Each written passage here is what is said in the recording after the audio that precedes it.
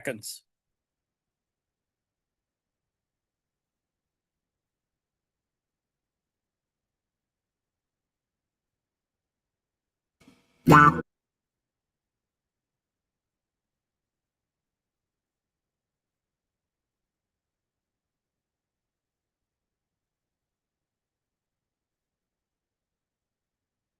Hit it.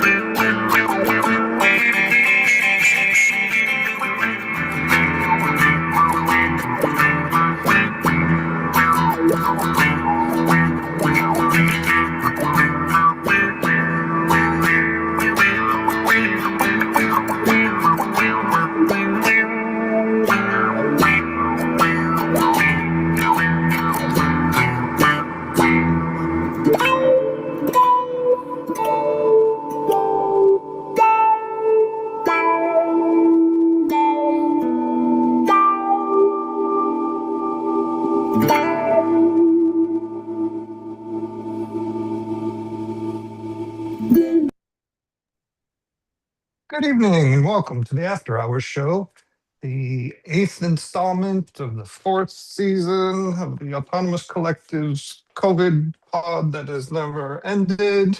I'm joined by Ann Lee, a retired college professor and a community member at the Daily Coast, a member of the National Council of Independent Scholars, and is a contributor to the book, The Political Economy of Art, Making the Nation of Culture. And we may be joined by Arjun from Deep into History a little bit later. Yep. Evening, Ann. Hi. Hmm. What's for supper? Looks like an aubergine. Well, everybody's complaining about the heat and smoke and the hot summer heat. Personally, I'm freezing my ass off up here in Scandinavia. It's been far too cold for us on the West Coast.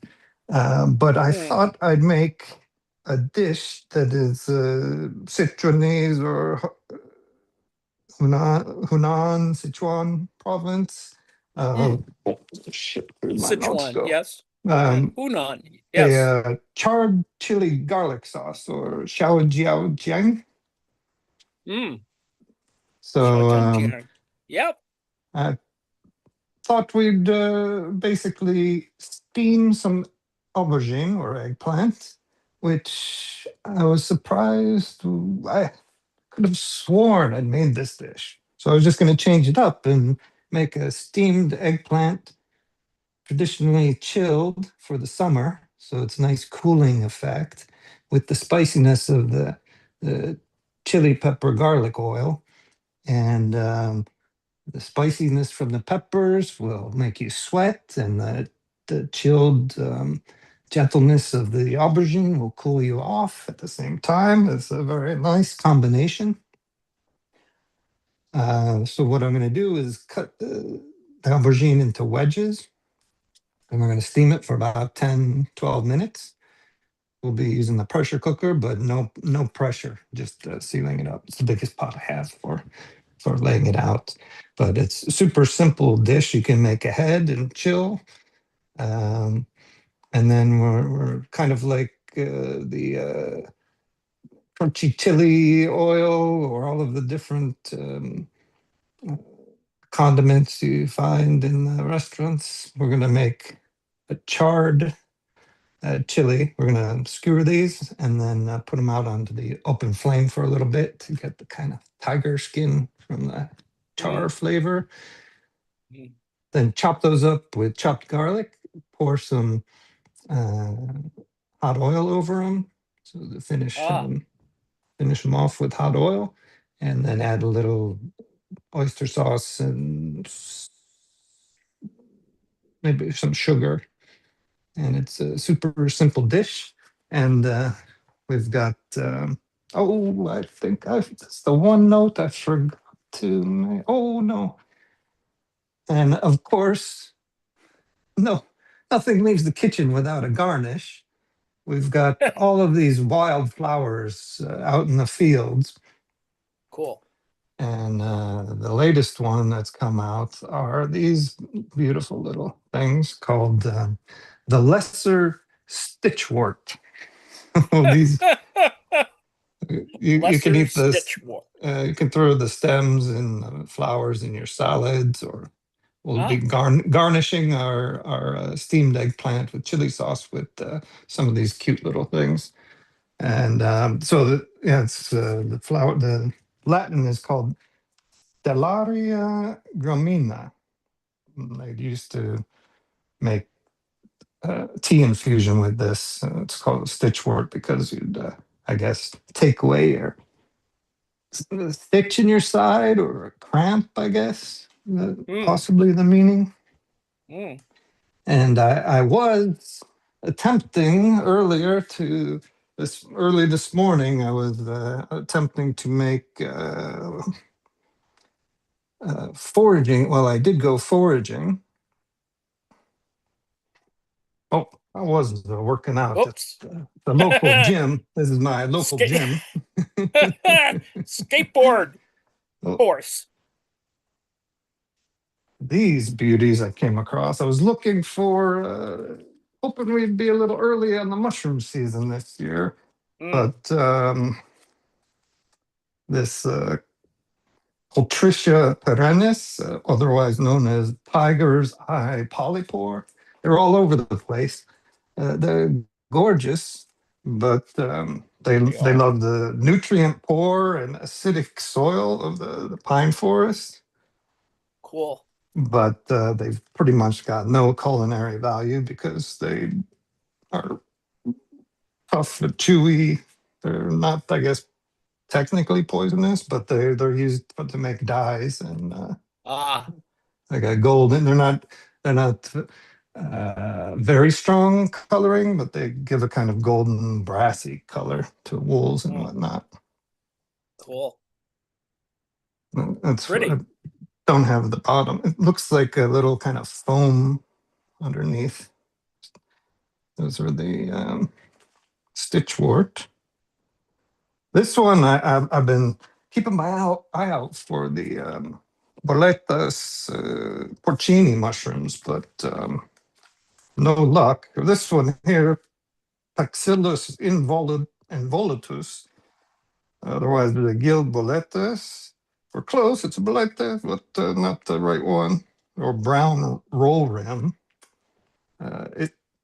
It's apparently eaten in Europe, but it has this this terrible effect of forcing your body to create antibodies that then Ah, attack your blood cells, which then give there we you go. acute kidney failure and lead to ultimate death. Yeah, there we go. So it's so, poisonous.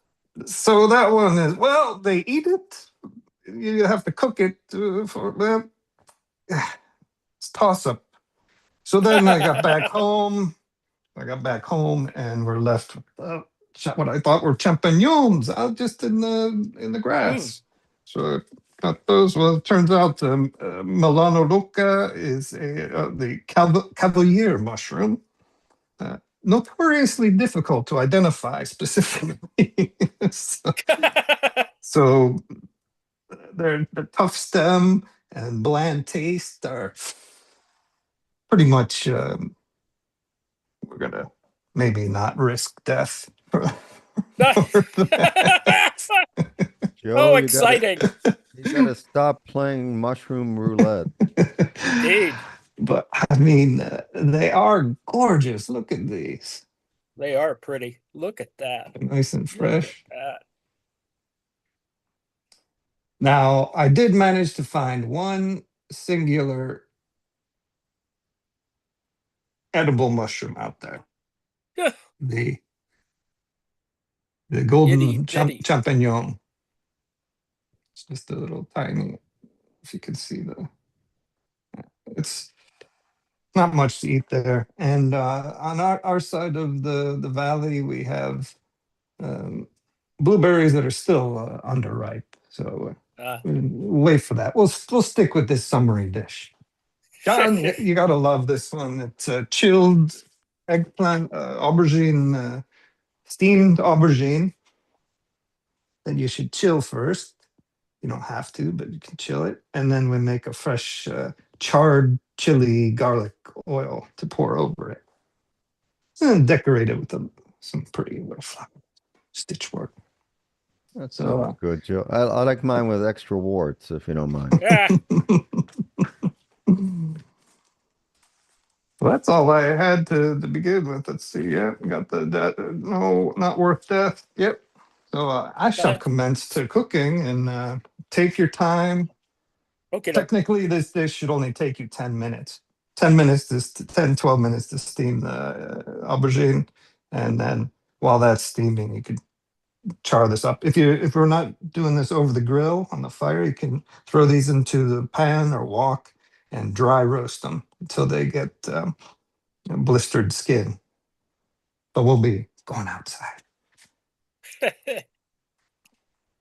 Well, welcome everyone. Been a busy week. Last night was the so-called election something or other. Mainly conspiracy theories, and my theory, it's not a conspiracy theory, it's just a scheduling issue. It's pretty interesting to me that this speech was timed for the same day, not the same time, but the same day that the Epstein victims were giving testimony in the Senate. And I truly believe that the only reason why this whole thing about election meddling that Trump is asserting was simply to draw your attention away from the Epstein and Todd Blanche business. So your mileage may vary, but I am still of the belief that the Still Trump going on speech about was a this diversion. Epstein thing. Well, the thing with Blanche is that, they kept on hassling him to try and talk to them, and he kept refusing, and finally sort of got Senator Tillis to sort of leverage Blanche into meeting with them. And so there was a meeting between the victims, so I don't know, 5 or so, and they were really unhappy with the result. So they pretty much unanimously said, Blanche should not be confirmed as Attorney General. So there was that. There was that. As I said, I truly believe that all of the idiocy from last night was a diversion. Because just the biggest cooking problem notes. for Go ahead. Cooking note, I soaked the skewers in water, wooden skewers, so they don't burn up while we're roasting them. Just another pro tip there. Continue. Oh, okay. So, let me see. All righty. So- There have been, as one can imagine, a variety of responses to the Trump speech, such as it was. He couldn't help himself. I mean, he talked about. He decided he would give Barack Obama's full name, Barack Hussein Obama. It was pretty much signaling that he was speaking to the MAGA base rather than anyone else. Did he happen to channel George Herbert Walker Bush and say That's right. Obama Hussein? He used to pronounce Saddam Hussein. It's just ridiculous. idiotic.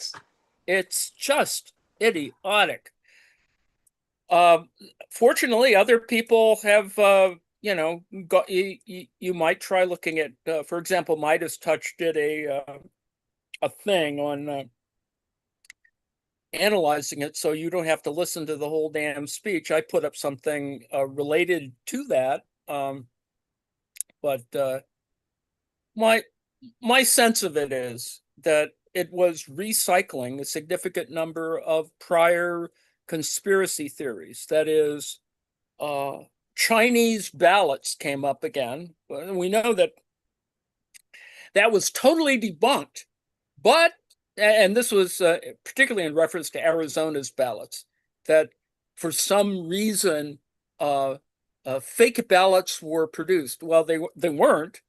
That's the first thing. The second thing is that Trump claimed that there was hanky-panky with databases. Well, as many people have pointed out, and they pointed it out numerous times, is that any idiot can actually get voter information databases. You may have to pay a small amount of money, but they are available. So that's BS.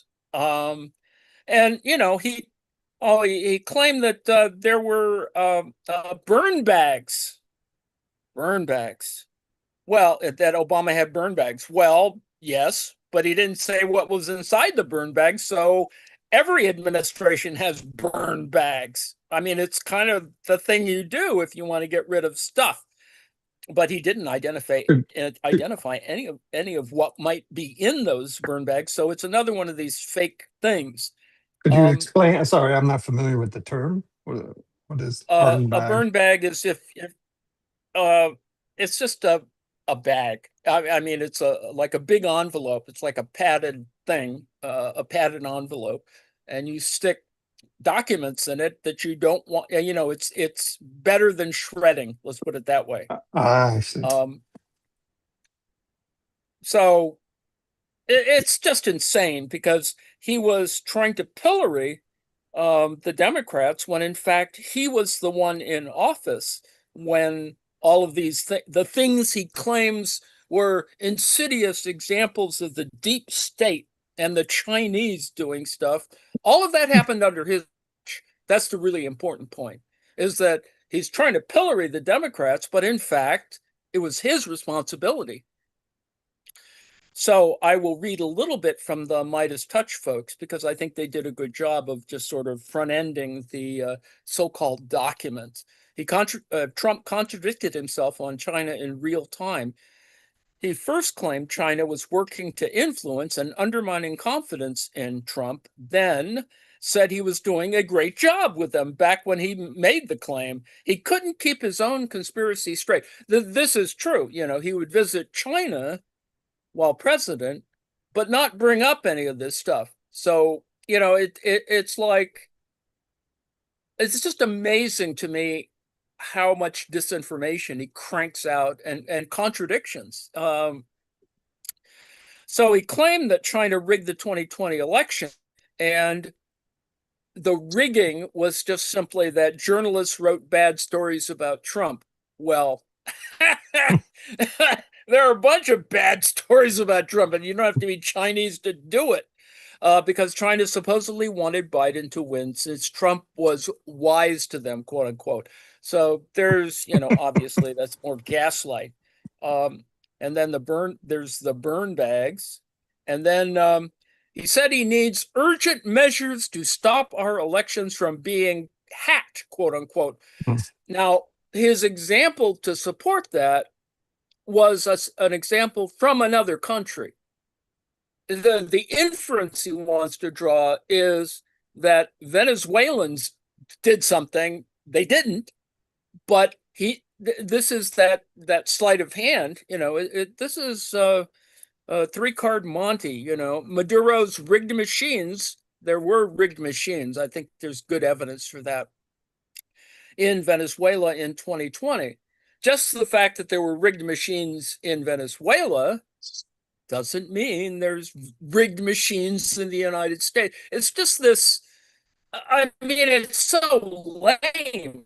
I mean, I'm sorry to use that term, but it's just pathetic that these basic kind of, illogical, or these logical fallacies. That was a fallacy of composition. There's another there's other. It was just normal Trump. Trump does this all the time. It was a campaign speech because he made all these stupid, but they were all written down. So he didn't have his teleprompter guy, who has been put on leave because the teleprompter guy was making bets on what words Trump would use in his speeches. So he was betting in Kalshi, and he made what $90,000 plus on betting on Trump, and obviously because he teleprompter copy before it was produced, so it's insider trading in that sense. The Kalshi folks caught up with him, and there's stuff going on.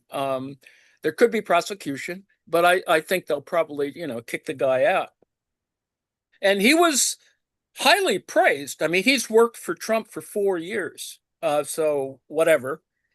Trump attacked the networks for not airing him live. So he's now got a little vendetta out for ABC, NBC, and CNN, accusing them of being, quote unquote, part of the conspiracy to rig elections. It's just, I mean, they got a heads up knowing that he would make all these outrageous, just lies.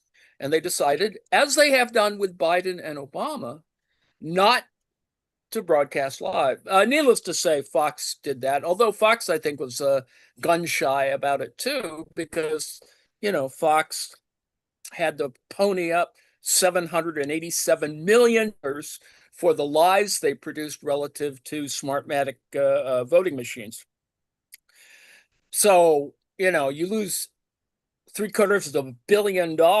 I think you'd be a little careful. But needless to say, Trump suggested that that NBC, ABC, and CNN should lose their broadcast license. Well, it's an empty threat, number one. Number two, it would take years to even do it.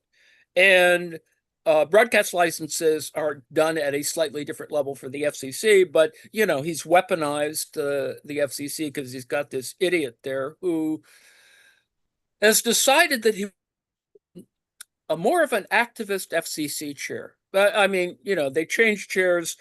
The FCC commissioners get changed with every administration, and it represents the winning party. So there are more Republicans and Democrats, and et cetera, et cetera, et cetera. So the chair usually is a Republican, and he's been making lots of noise about this. But the reality is, he can't really do that much, and it would be absurd for him to try, but it amuses one because the license thing is a whole process, and then it's got to go out, and areas have to comment, and there's all kinds of stuff. Anyway, Trump announced that he wants to seize voter data from states he's deemed, quote unquote, vulnerable ahead of the midterms. Now, he's been trying to do this. He's been trying to do this since he started. So we've had about 18 months of the federal government demanding data, states telling them to go pound sand because constitutionally they can't. They don't have to. They don't have to do it. And seizing that material is sort of interesting, but profoundly problematic. The example, of course, is that he sent, before she left government, Tulsi Gabbard down to Fulton County, Georgia, to quote unquote, and there was an FBI raid to seize voter data from 2020. Now, there's no proof, but the exercise is to seize it so you can pretend that there was something in there when there wasn't, and that's sort of amusing. And sort of sending the director of national intelligence down to supervise or to observe this activity was a whole nother part of this silliness. Needless to say, the local FBI headquarters, was flummoxed by it, and two people in that FBI office in Atlanta have been fired. I don't know if they resisted that much. They probably did, just simply because it was just stupid. And, when the FBI guys came out, they went to the wrong place anyway. I mean, in terms of seizing, not well prepared, dopey. And then they have, all this other stuff going on that attempts to try and prove the vulnerability of these kinds of things. So Midas Touch concludes, and I conclude as well, that this was a sitting president telegraphing step by step how he plans to undermine the 2026 midterms with egregious lies and conspiracy theories. So, as I said, this was recycling a whole bunch of other activity. And since they were all pretty lame, I conclude that this was meant to draw your attention away from the Epstein victims. Uh, I mean, it seems pretty obvious to me. I mean, he was willing to start a war to prevent people from looking at more Epstein documents. So, this is minor compared to that. Hmm. Needless to say, that people have sort of let it go because I think they really did decide that this was the diversion. And of course, the networks didn't want to, they can't admit that this was a diversion, but those of us in reality in World One can sort of see this. Particularly the scheduling was kind of, as they say, hinky. Um, so I wrote something that referenced the Todd Blanche because the victim's testimony was part of the Todd Blanche hearings for his, it's his job interview for Attorney General. Todd Blanche really wants to be Attorney General because, as his Freudian slip, or it's a parapraxis, during the thing, he was asked, John Kennedy, Senator John Kennedy, no relation, asked a question, are you friends with Trump? And the first thing, and this is the important thing, and there's actually a theory about this, about that the first thing that you mentioned is probably closer to the truth, is Blanche said, I'm his lawyer. Well, he is not supposed to be Trump's lawyer. I mean, that's what a counsel's office is for in the White House. So Todd Blanche, as deputy attorney general, was obviously talking about his personal relationship with Trump as being the former counsel during the failed, 34 count indictment against Trump.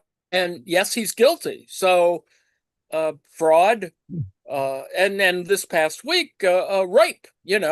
Trump had to cough up, and there's, this actually happened. The $5.6 million was transferred to uh, Kirk Carroll for winning the case, the defamation case. Now there's a second defamation case that uh, and of course the 5.6 million has interest added to it, and there's another case that I think is $83 million, mainly because a Trump, that another egregious, just because we mentioned the word, example of Trump, Trump defamation stuff, and people just want to make him accountable for essentially doing what is quote unquote technically rape, which is violating a female body, whatever. And speaking of which, we're at a very Oh, amusing. before you go on, I just want Yeah, a quick tip. I chopped up all of our garlic for the garlic charred chili sauce, but the garlic violates my wooden cutting board, something fierce. So what you can do is just take an old lemon you there got we go. lying around and neutralize the garlic oil Yeah, on there, and then you're good to go. I'll be heading outside to char up our little chilies here, there we and go. we've got Warm the up that eggplant. wok. Arjun is here. Arjun from Oh, Deep in Arjun. History is here. Well, good evening, fine sir. We've got steamed aubergine in the pressure cooker, and we're heading outside to char up these Hey guys, chilies. sorry I'm Some of the late. sauce. No worries. Oh, no Where worries. Got were stuck in you? traffic. Too many were you getting attacked by raccoons or anything? No, Or no, no, no, smoke. no, just straight, just straight. Yeah, I know it's been like Mordor here for the last couple of days. Is Actually, it? today wasn't as bad, but Is it? it was pretty bleak. Let's just see about that. I'm a bit concerned. I still have family over in this Midwestern Across the region lake. where there's.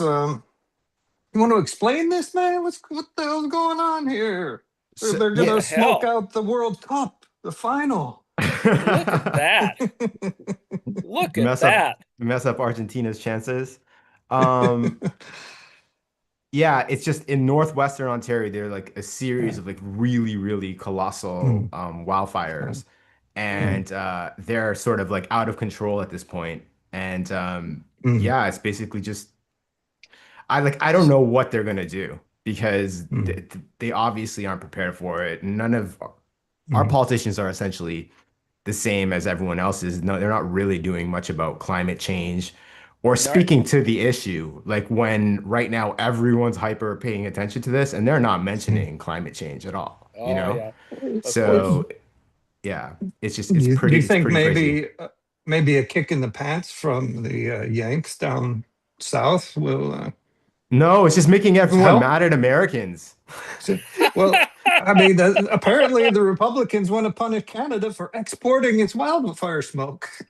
Yeah, yeah. They apparently Trump said he's going to do tariffs. There are some Michigan members of Congress who are suggesting that like this is Canada doesn't deserve its sovereignty because they can't Yeah. manage their wildfires. So maybe we should have to go do it for them. I mean, like a veiled threat to invade.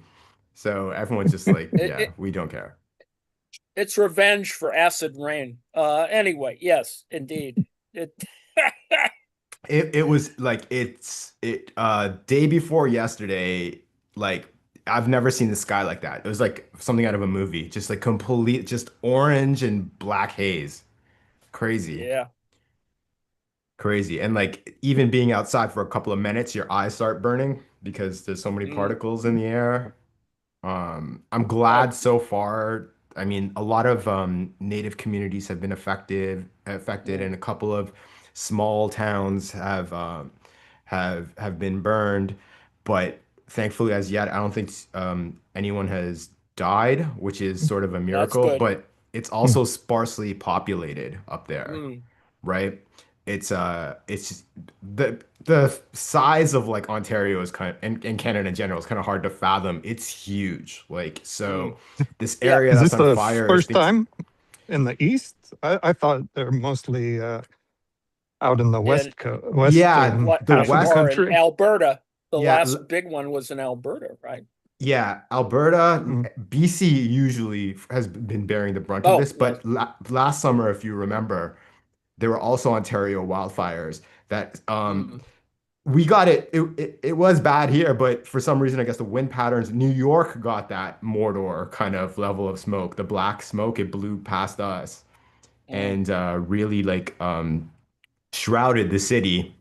And it looks like it's happening again, you know? So they're saying that there could be rain, but they were saying that yesterday too. Like we need rain, basically. We have to pray for rain. It's the only way out of this because Yeah. I don't think there's a firefighting system that exists that can handle a blaze this huge. Because it's not just one, there are several of Yes. them, and they're all huge. Right. Right. I guess there must be a probably a live real-time map of this, I mean, one that's fully dynamic or whatever. Anyway, yes, Yeah. wildfires. Um, there was no natural stuff. It was all cultural this week, uh, Epstein oh, victims, bombing the shit out of conspiracy. Oh, countries is and kind of bombing. natural. We're we're in day 7 of bombing Iran. Um, and it's sort of interesting. Well, I mean, people are getting hit, stuff being blown up, and we don't really know about casualties, although a couple of folks of Americans got injured in an attack on, I can't remember which air base it is, but um, so yes, there's back and forth. Thir- Uh, 38 civilians is what Iran is saying, ah, but that's what they've identified. Well, they are And attacking military targets, whereas Trump has been threatening to flatten the grid of Iran, and it's only a threat. But I they mean, the have second he started does it, it's attacking. a war crime. Well, I You mean, Well, know. they did blow up that infrastructure, bridge. They blew up the Oh, several right. bridge That's right. They and did blow yeah, up a bridge. That's and it. They some took out a railway bridge. infrastructure. Like they're attacking civilian. This is a they're doing war crimes. war crimes. Yeah. Yes. That's what I forgot to bring up. I was going to bring up the Nuremberg principles on the screen and read from the Yeah, and I think poetry. that this all speaks to why earlier this week Rubio was Oh, yeah. disparaging He the was International trashing Criminal the Court. ICC. Right. Yeah, and Just basically weird. because they all know that where like politics is trending, whoever the Democrats put forward, whoever makes it through the primary process is literally going to have to do the opposite of Obama's turn the page and say, no, Right. all of these criminals need to go. We need to join the ICC, and Right. we have to, everyone accountable for this and all They're these going to The financial Hague. crimes. I mean, Yeah, you know, yeah. and Jack Smith may actually reappear at The Hague. That would be the irony. You know, Trump has to go to The Hague, and then Jack Smith goes to prosecute. But anyway, um, yeah, um, ships have been hit. Nothing has sunk, as far as I can tell, but they've been hitting further inland for some reason. There's it's not simply places that launch drones or whatever, but for some reason they have some intent that they want to move on to. So there's probably something else that they're working on. So yes, that's happened. And Um, look, what is your read? I haven't, it's so murky. I haven't been able to get any like exact answers on like what Iran has struck at because they haven't been targeting Israeli targets. It's only been like US bases primarily. Well, they've been hitting ships too. What started this was hitting a couple of ships, Right. and and that that gave license for the U.S. to go fire 10 times the number of missiles because they're up to several hundred missiles now that they've launched at Iran. So on the one hand, they whine about, we're running out of missiles. Well, they don't seem to have run out of enough missiles to, deter their blowing up various things. Like there's this little island that's before the strait that has probably a lot of, whatever surveillance stuff and missiles and stuff. And I think they've hit that several times now. So Hmm. there's been little events, and then of course the contradiction this past week where Trump says, "Oh, we're gonna charge 20% on anything that comes through." Um, you know, 20%. That's like that alone would cripple the like global oh, trade. So dumb. absolutely, absolutely, he's such an idiot. I mean, because it's typical, capitalist stuff. Well, just tack 20% on, that's very normal for in capitalist discourse. And needless to say, people pointed out, yes, this would actually trash the global economy if you tried to do this. And so he had another conversation where the Gulf states promised stuff. Essentially, that's kind of where it's heading. But needless to say, it's taco. Trump Yeah, always chickens out. it's also it's interesting like how the politics in the Middle East are playing out because Iran is pointedly not attacking Saudi Arabia. There Yes, um there was a strike, but that was from the Houthis. Apparently completely not related to this. right, right. Um Although there is some suggestion that the Iranians want the Houthis to do stuff. So there's this other thing going on in the background. yeah, I th like I'm sort of shocked at the level of reserve that the Iranians are showing because Oh, well, they're just waiting Trump out. I mean, I Hmm. truly think, I mean, the think tank approach to it is to say, well, they're just being patient, and that they see their job one is to seize control of the strait. it's just going to be that's kind of where they're heading, and obviously they don't like the fact that there is. I think they've got it partially demined, the southern route in front of Oman. Um, Mhm. but needless to say, traffic is sort of crippled, and ships going through routinely turn off their transponders, so it's kind of chaotic. So It's yes, really Apparent, it's chaotic. hard to tell what's apparently, going on. the Iranians struck a radar base, U.S. radar base in Oman on the Omani side. uh Yeah, and I also heard a report that they hit a HIMARS launcher. I don't know if it's oh, true though, but if it big is, money. that is a crippling blow because I think that there's only that three systems left in the world after that. that's big money. Yeah, it would be interesting if they did hit it. It also says that U.S. air defense is not as good as it should be, needless to say.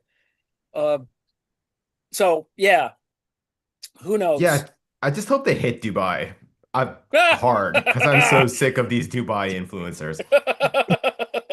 Oh, I think they've done their worst. I mean, there's so much going on in the background that, because I think negotiations are technically still going on. It's just that nobody important is negotiating, and then we don't know where. I think they're on vacation. Witkoff and Kushner. Which means That we something might haven't. actually get done, right? Yes, which actually we will have a negotiation. Uh, Because Dropsite reported the other day that I think Jeremy Scahill. He has very good contacts in the Middle East, and he was speaking to yes. someone on the Iranian negotiating team, and he told Scahill and Dropsite that the Kushner and Witkoff are always any condition they want to cut a side deal, like give us a Right. percentage of this pipeline, which is so illegal, like it's not even funny. Yeah, yeah, There's a whole movie, absolutely. Syriana, Right, about absolutely. about that. Absolutely. Like Absolutely. it's so illegal, but they're doing it, and like we cannot trust these people. Like we just Oh, cannot. absolutely. I mean, there side deals do occur. I mean, it's sort of part of the way of doing things, but clearly the US should not be doing it.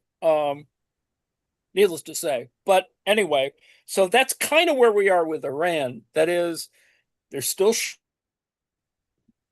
there's still a kind of blockade, although there's been no reporting about pulling over any ships. So that's sort of interesting as well. They're just mainly focusing on firing missiles. So that's kind of what's going on. Nothing truly bizarre has happened yet, but wait a little while. We'll probably have something weird that happens there. Ukraine, however, is sort of a bigger deal this week because uh, Zelensky decided he would change the government. He got his entire cabinet to resign, and uh, what's more important is the defense minister, who is the guy. I mean, he was the minister for digital transformation before he started moving up. I mean, he did a whole bunch of things. He brought uh, a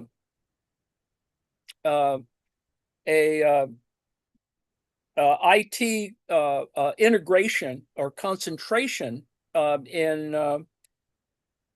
into processes. In other words, you could go on your cell phone and access government information and stuff like that, and all the bureaucratic crap was all put in one place. So he was doing, sort of noble work in that particular sense. But he also, of course, by improving, the IT stuff, he was helping the entire drone developments, move forward.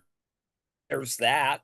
Um, I was watching a video by Kira Rudnick, who is she was on, I think, the digital transformation.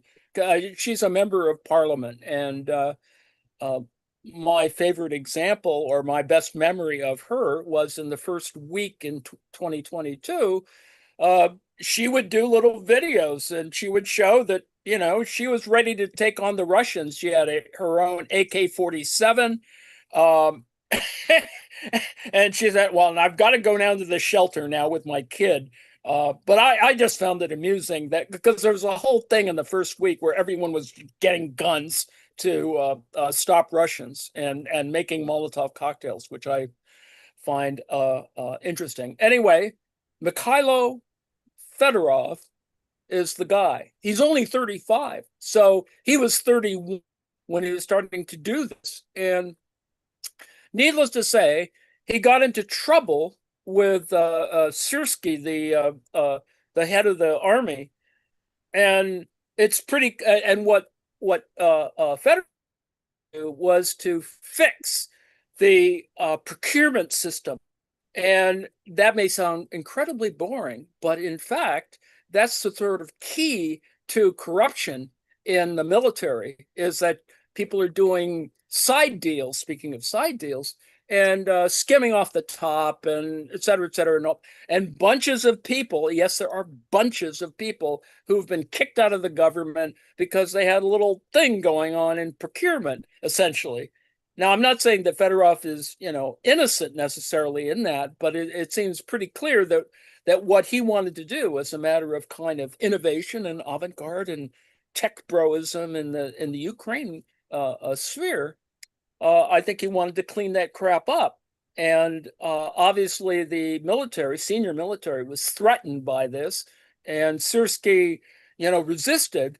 And I think Sirsky gave an ultimatum to Zelensky saying it's, either he goes or I go. And, that was part of the deal. And so Fedorov goes, well, screw you, and he just, he got fired. There was a whole bunch of background stuff about trying to keep him in the government or give him another job in the cabinet. But I think Fedorov said, well, no, this is just BS. I've only been in the job 6 months and they're trying to screw me. The hell with this. And because that's kind of part of the deal. And this is not the first time that Zelensky has changed the cabinet, because that seems to be a regular deal, with all due respect. But there were protests in the street. Is that not huge crowds, but small crowds, 1,000, 2,000 people were protesting Fedorov's being, fired. And that's sort of interesting because there usually aren't that many public demonstrations against the government during this war. They've had, only a couple of demonstrations. So that's kind of, now my sense of it is that Fedorov, could be the next president of Ukraine. I mean, he's in a position now, I think, that in terms of probably Q rating or whatever, that that there's going to be an election when the war is over.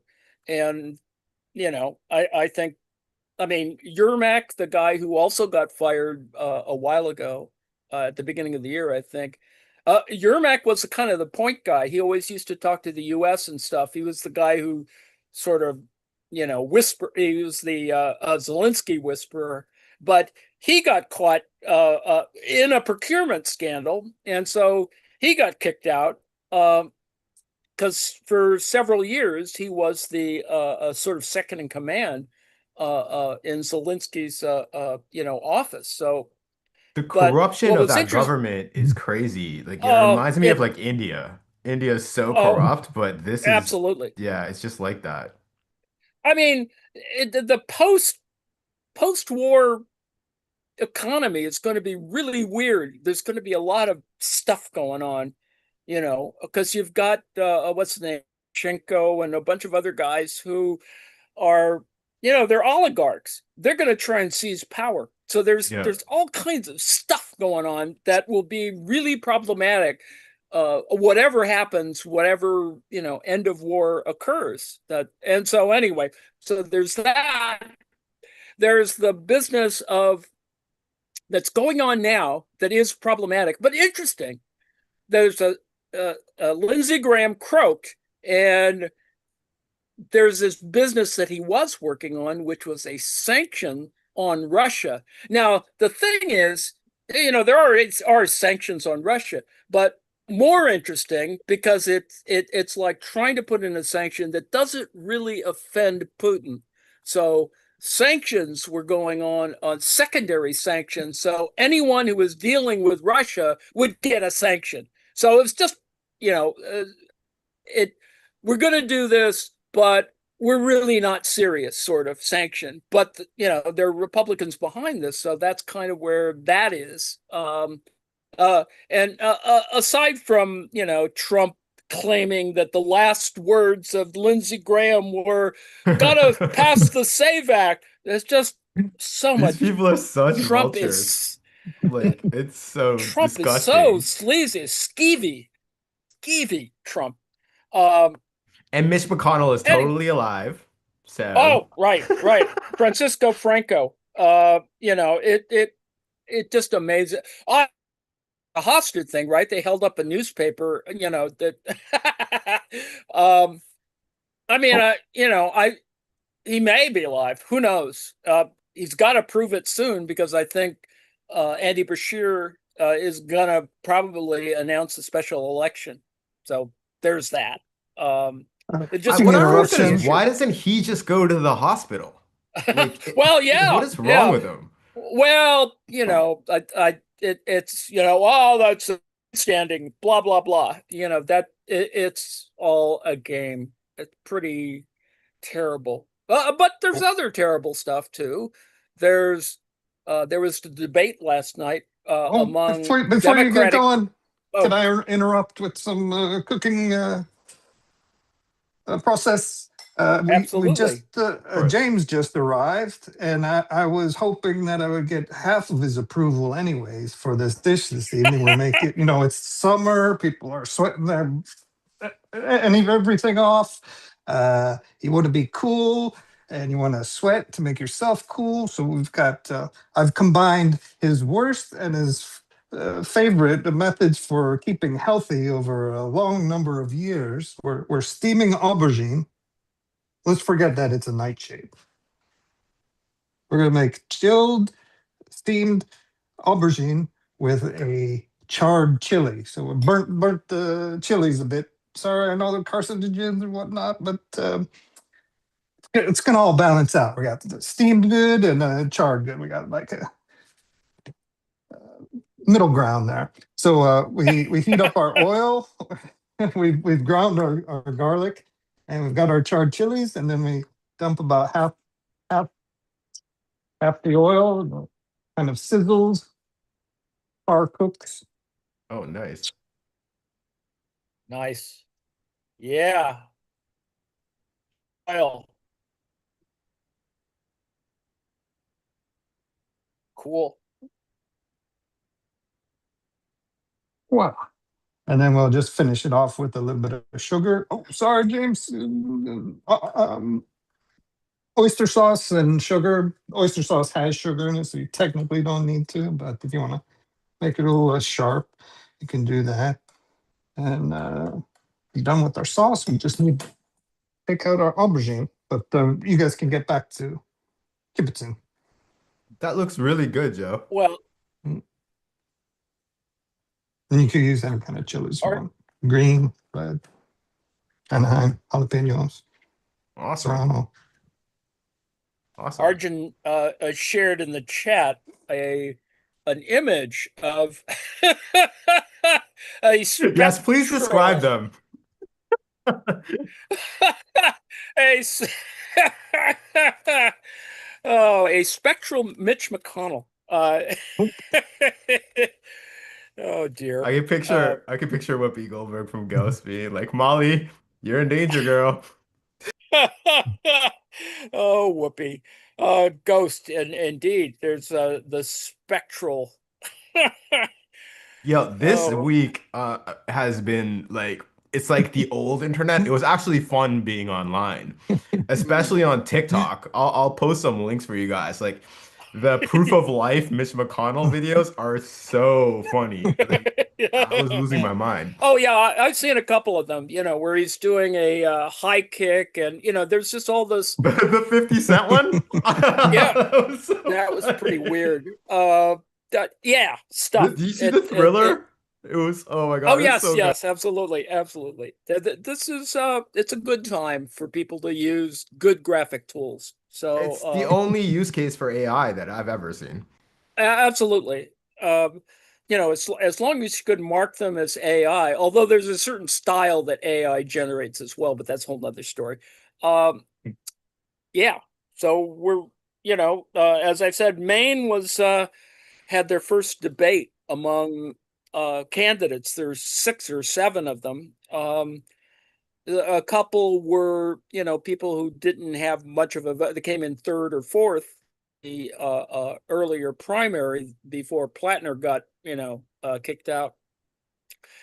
My sense of it is that Burroughs, the Secretary of State, and the former Jackson, the former head of their Senate, um, are the front runners. So you know, it's going to work out. It just is going to take a little time, and hopefully they can do it quickly. They've created, uh, you know, however the Democratic Party works in Maine, probably chaotically, but I think they're going to get a candidate, and there's 100 days to do, to get Susan Collins out of office, which I think will happen. But as I said, This I this think ice Burroughs is this the ice shooting has sort of galvanized, I think, Mainers to get her out oh, absolutely, because yeah, the absolutely. protests are pretty crazy around her office right now. Apparently, like the other day, she needed to be like police had to escort her out. There were so many people there.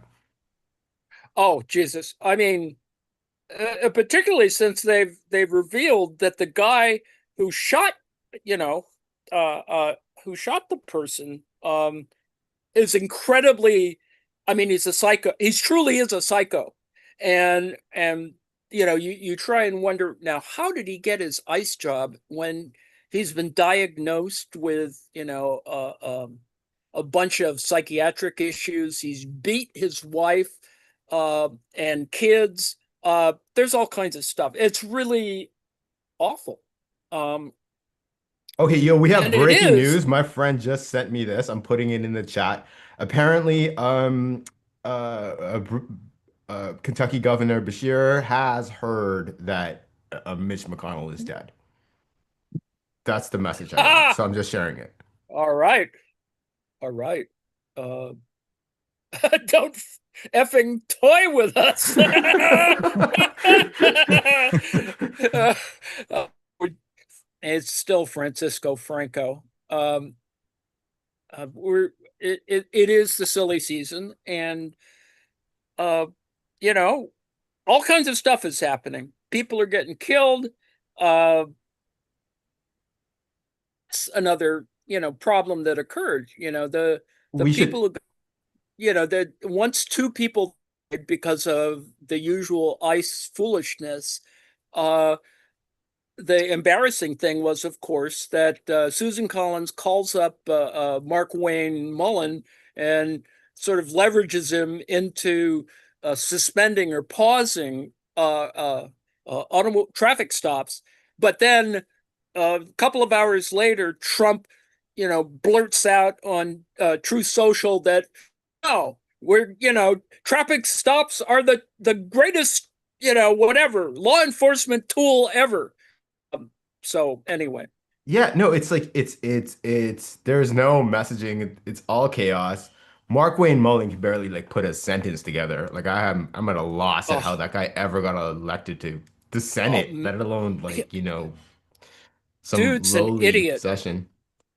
I Um, mean, the way his brain works though is really weird. I mean that he does the usual Republican logic, but he sort of goes over the edge. It's like who would who would make that kind of argument? Only an idiot would make that argument, but he goes there, and so anyway, well, that's he is my an thing. idiot. Oh yeah, yeah, Like he had absolutely. a safe Senate seat. Why would you give that up Oh for the God, worst yes. job in the world? Like, It's so I stupid. just don't understand. I think it's about money for him. He's gained while he was a representative and a senator. I mean, he's what, $12 million or whatever. He's made a lot of money. Yeah. Considering the normal salary of a politician. So that's sort of interesting as well. And yes, he has hooks in a bunch of things that would be normal conflict of interest, but nobody brings those things up. Um, Hmm. so anyway, that's kind of where we are with that. Yeah, Uh, and the let's. Trump speech yesterday is basically like this China rhetoric that China Oh, um like this is a war on the left, basically what he's launching. This is uh like Red Scare 3, basically. oh yeah, They're laying the groundwork for that. And not even the groundwork. They're literally targeting every leftist organization right now in the country, yes, and mainstream media isn't doing justice to the no, magnitude of that. no. Um, They're soft pedaling that. That's really unfortunate. yeah, and there's also this what is it? S- Sapora? The explosive diarrhea epidemic. Jesus, eat with your right hands, people. Jesus, bad lettuce. I mean, wash your lettuce, people. But this is not the first time where we've had food, and then he fires all the people who would be the inspectors on this. So somebody's got to drag that idiot who runs the Department of Agriculture in and tell her you're a dope. You know, Yeah. this is just crazy crap. Um, Yeah, but I was wash your also lettuce. hilarious how like Taco Bell to get ahead of it took Oh yes, responsibility and then they walked it absolutely. back. Oh God. It- They're like, they're Hold the gonna blame us lettuce. anyway, so we may as well put out a statement. Right. Well, I assume there was someone working out the cost benefit analysis of, not saying something rather than saying something. So pretty clear that everyone needs to worry about their lettuce. But it is strange. Um, And the uh, raw milk. That's what it was. oh, raw milk. Yes, indeed. Oh, well, raw milk. Well, speaking of which,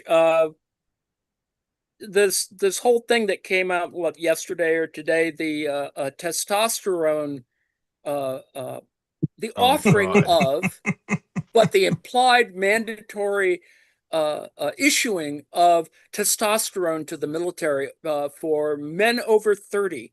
Now, the contradiction, of course, is that they they're trying to fire or marginalize trans people because of the cost of hormone replacement. And Right. so, you know, Hegseth is contradicting himself there, or just making it obvious that we want a white, military that is super bulked up.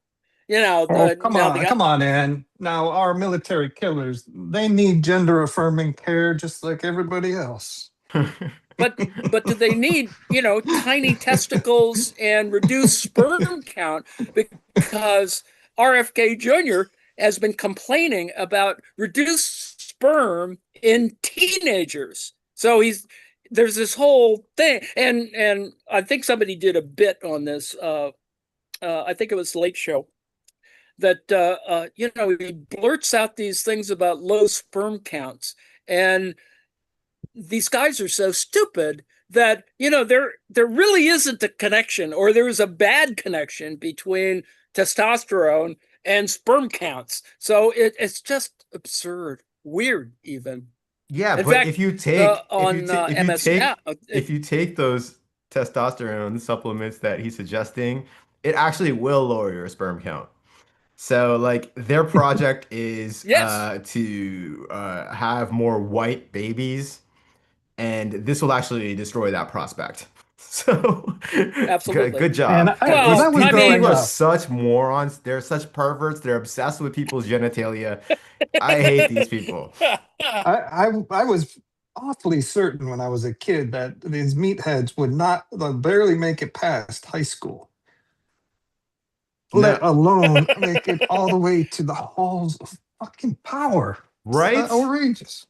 The world has flipped upside down. Oh Lord. That Well, looks like a we've really nice um, plate there, That looks Joe. delicious. Really delicious, uh, Joe. so these are currently warm, but what you can do is steam them for 10 minutes, 10, 12 minutes, and then chill them.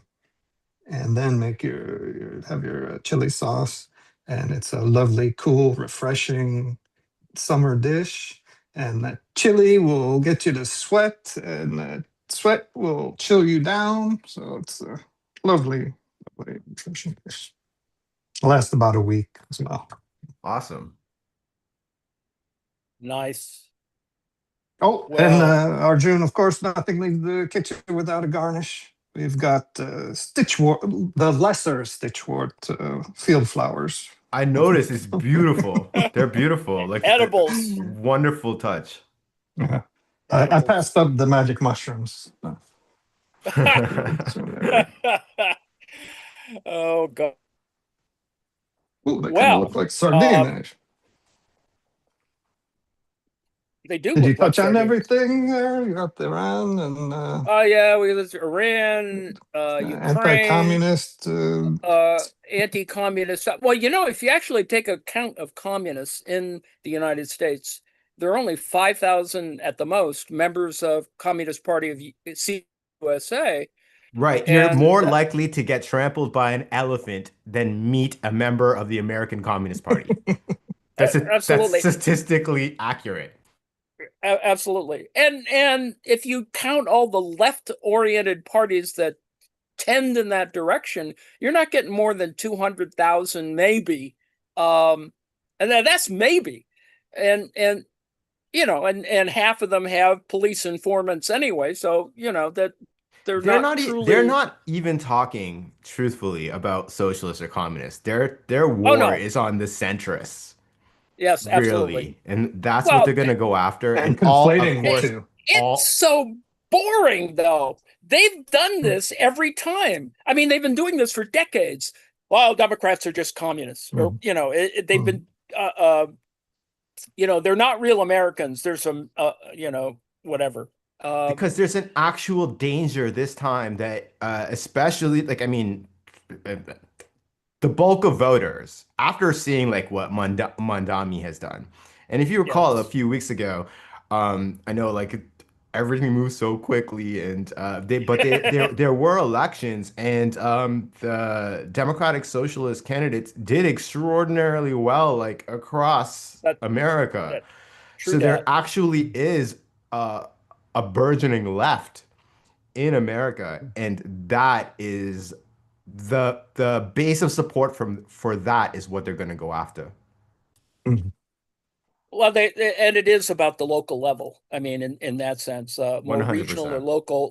local candidates. I mean, it is problematic in the sense that you know, in some districts, you know, it is about are you or are you not going to take APAC money?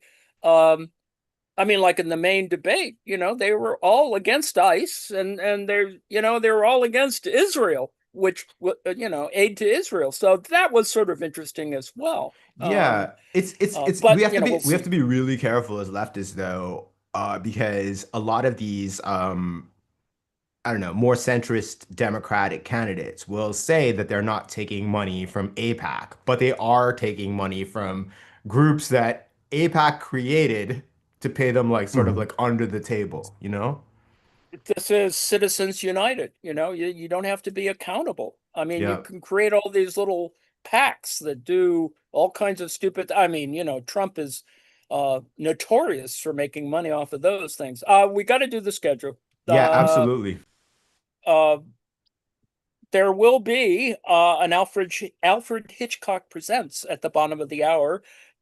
Our cook's treasure, John. Yes. Yes, tonight on Alfred Hitchcock Presents, we have an episode called Our Cook's a Treasure. A serial murderous maid is on the loose in the city. Ralph Montgomery becomes suspicious of his wife Ethel's housemaid, Mrs. Sutton. Mrs. Sutton is played by Belua Bondi. And Mr. Montgomery is played by Everett Sloane, who we've seen in Twilight Zone and Rod Serling's Patterns and Citizen Kane and all sorts of places. Very good actor. And we also have Janet Ward. So, yeah, I think you'll enjoy this. Should be fun. Barry's that- canceled, so after that it's just the open dialogue. What happened to Travis? Okay. Not exactly sure. Did he make it back from his comedy Oklahoma, trip? Nope. Yeah. his little trip. That's a good question. Well, We watching the game, Lane, Saturday- or were you doing Statesman? Bastard. is there a game on? Don't think so. No. Tomorrow. New Statesman is on. We're back. Rick is back. Yes. Alan My Bastard. condolences. Bastard. Alan Bastard. Yes. Mr. Rick Mayo. And after there will be theater on. I don't know what film is going to be shown at 7. Does anyone have a sense of what's going to be shown on Saturday Heard at anything? 7? Susanna is here, I know, but maybe it's not her time to do stuff. So Nothing's planned. Oh. I'll not hearing, but I think we will have there'll be music after that, and there will be a film. Someone is going to show a film, I assume. Yes. Could even be me, and I will. I have things I want to pollute our little pod with. Anyway, on Sunday, 5 p.m. Star Trek Next Generation, a good episode. First Yes. Contact on. Very good episode. It's called First Contact. Disguised as an alien prior to first contact, Will Riker's life becomes imperiled when incurred injuries reveal his foreign internal structure to a xenophobic alien population. I don't This is know not if the they're- one. Oh, I don't know if they're Fascinating. xenophobic. We'll have to see what you think. It's I don't I'm think it's that confusing clear-cut. I'm confused. Is this the one where with the Picard? No, I don't think it is. No. That was the okay. early one. That Oh, was all was one of my favorites. Yeah. No, this one's pretty interesting too. Yes, very good. Wacky in certain ways. It They're has all good actors, guest stars, George Coe, Carolyn Seymour, George Hearn, Michael Ensign, and B.B. Newworth. Oh, B.B. Newworth. Yeah. Cool. Absolutely. All right. After that will be our friends in the north, right? Isn't that right, Lane? Oh, we're the lads. Yes, episode 2 of Our Friends in the North. It builds on last week's stuff with the police, the Met Police and the corruption. You finally get to meet Malcolm McDowell's amazing Pawn King character. Absolutely. So I'm going to hunt. There are a series of documentaries about, I forgot what the operation was called, but there was an operation in the early 80s about exposing the Met Police. There's some, they've got a clean sweep of top brass in the Met who exposed all that stuff and links with the Freemasons and all that shit. So I'll look for some stuff on that. Yeah, I find that really interesting that they do the BBC programs that that cover the 1960s and 70s do make reference to the Masons in the Met. Yes. Anyway, And reading there's and still writing actually, workshop on Monday. I was going to Go say, ahead.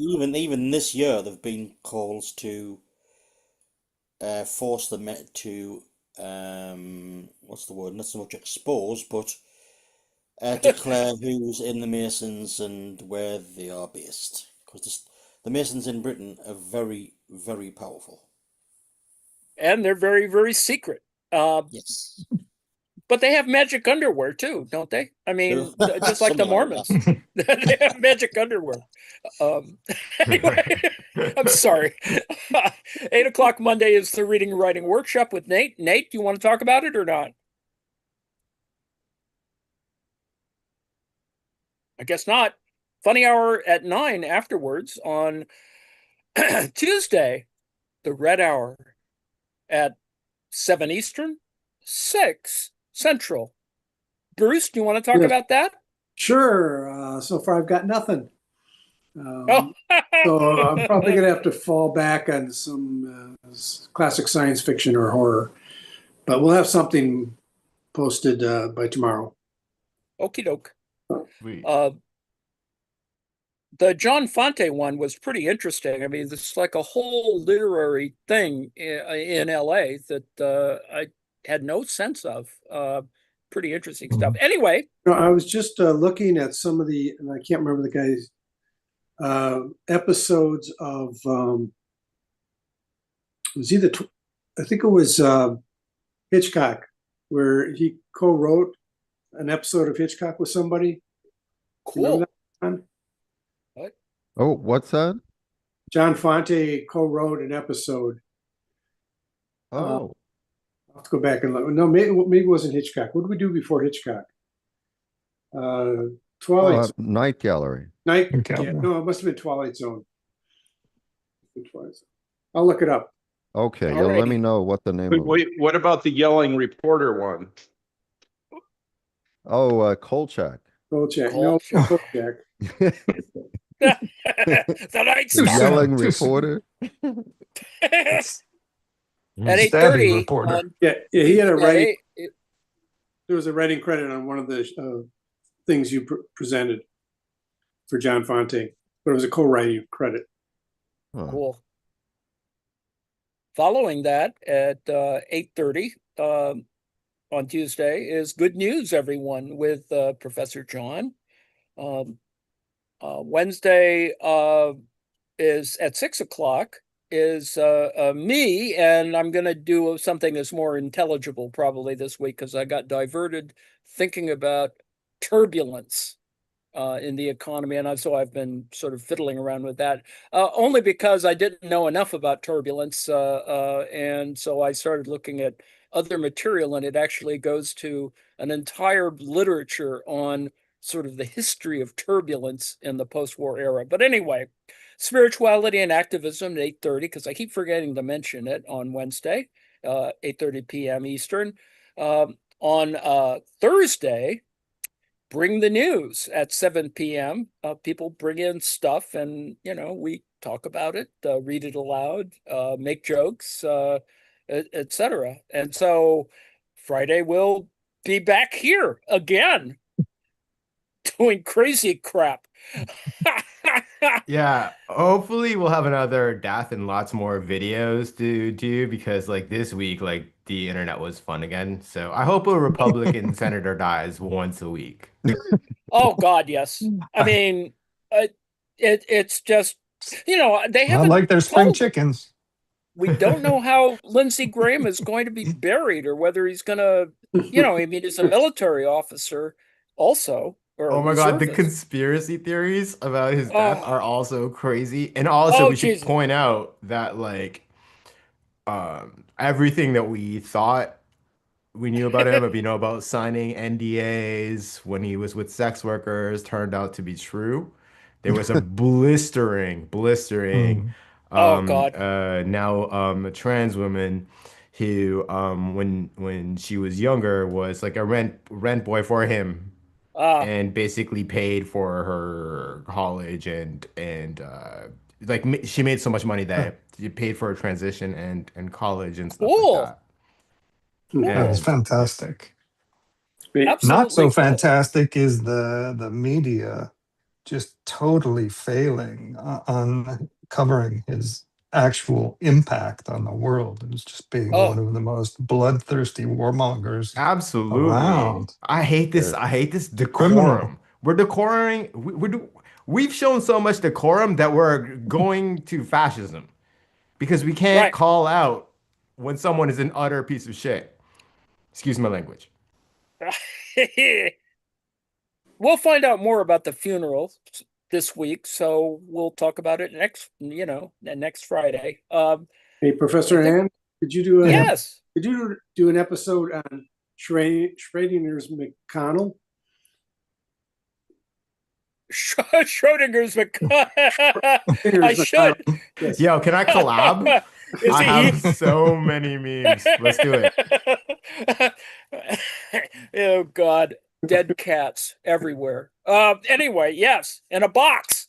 Um, I'm sure The someone is McConnell stuff actually. is guys, I put some links in TikTok. TikTok. Watch the McConnell's proof of life videos. They are so funny. Like Oh, Jesus.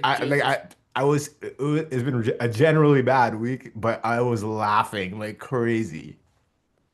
Check them out. Mitch. A- And I hope to be coming up with some less toxic, lethal mushrooms. Arjun, this was the only chanterelle I was able to to find. Oh, Little but at least little you early. found one. That's nice. Oh gosh. Harsh shared a little turtle graphic. Yo, look up Ninja Turtles bury Mitch McConnell. It's so funny. I don't support Oh, AI, but I support it for this, okay? Jesus. We'll Right try and do on. better next week. Catch y'all later. Yeah. Love you guys.